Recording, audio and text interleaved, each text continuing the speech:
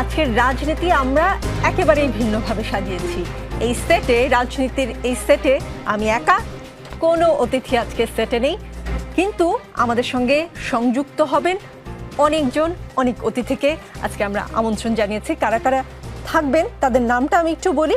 আমাদের সঙ্গে থাকবেন গণসংহতি আন্দোলনের প্রধান সমন্বয়কারী জোনায়েদ সাকি, আমাদের সঙ্গে থাকবেন বিএনপি দলীয় সাবেক হুইপ ব্যারিস্টার রুমিন ফারহানা, জাতীয় নাগরিক পার্টির যুগ্ম সদস্য সচিব তাহসিন রিয়াজ থাকবেন BDjobs.com এর প্রধান নির্বাহী কর্মকর্তা AKM ফাহিম মাসরুর, থাকবেন সিনিয়র সাংবাদিক আনিস আলমগীর, লন্ডন থেকে বাংলাদেশ হাই কমিশনের প্রেস মিনিস্টার আকবর হোসেন যুক্ত থাকবেন আমাদের সঙ্গে, বাংলাদেশ জামায়াতে ইসলামীর কেন্দ্রীয় কর্মপরিষদের সদস্য ডক্টর রেজাউল করিম সাহেবও থাকবেন আমাদের সঙ্গে। শুরুতেই একটু লন্ডন যেতে চাই, কেননা সেখান থেকে রাজনীতি বাংলাদেশের হলেও সেখান থেকেই খুব গুরুত্বপূর্ণ সিদ্ধান্ত আসছে, সেখানেই গুরুত্বপূর্ণ সব বৈঠকগুলো হচ্ছে।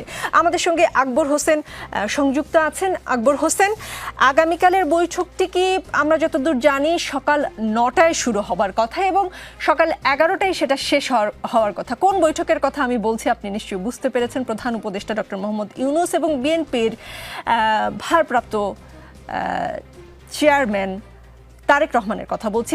যে বৈঠকটি হচ্ছে সেই বৈঠকটি কি সকাল 9টা থেকে 11টা পর্যন্ত কিনা? হ্যাঁ, ঠিকই বলেছেন। আপনাদের কাছে এখানে সেন্ট্রাল লন্ডনের একটি হোটেলে, যেখানে প্রধান অধ্যাপক মোহাম্মদ ইউনূস অবস্থান করছেন ব্রিটেন সফরের সময়, এই হোটেলটিতে সকাল 9টা থেকে 11টা পর্যন্ত বৈঠকের জন্য নির্ধারিত সময় রয়েছে এবং এই বৈঠকের অলরেডি কিছু প্রস্তুতিও দেখতে পাচ্ছি। যেমন আজকে কিছুক্ষণ আগে বিএনপির একটা প্রতিনিধি দলের সঙ্গে এখানে দেখা হয়েছে, ওনারা এসেছেন এবং ওনারা দেখে গেছেন এই হোটেলের নিরাপত্তা বা আনুষঙ্গিক আরো যে সমস্ত বিষয়াদিগুলো আছে, কিভাবে বৈঠকটি হবে, সাংবাদিকদের জন্য প্রেস ব্রিফিং কিভাবে হবে, যদি বাইরে কোনো গ্যাদারিং হয়, বিএনপির নেতাকর্মীরা আসতে চান, তারা কোথায় দাঁড়াবেন। কারণ এখানে এই বিষয়গুলো খুবই সিস্টেমিক ওয়েতে করা হয়।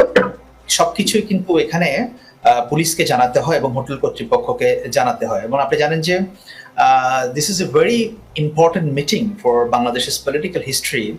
অ্যান্ড আমি যেটা বলবো যে আসলে গত 20-25 বছর কিংবা তার চেয়ে বেশি এতটা গুরুত্বপূর্ণ বৈঠক হয়েছে কিনা এটা সেটা একটু খতিয়ে দেখতে হবে। আমার ইমিডিয়েটলি মনে পড়ছে না, কারণ আপনি বলছেন এই বৈঠকটি খুব গুরুত্বপূর্ণ। একটু যদি ধারণা দিতে পারেন কি আলোচনা হবে? সেই জন্যই তো আসলে গুরুত্বপূর্ণ। আলোচনা কি হতে পারে বলে কোনো ধারণা কি আমাদের দিতে পারেন?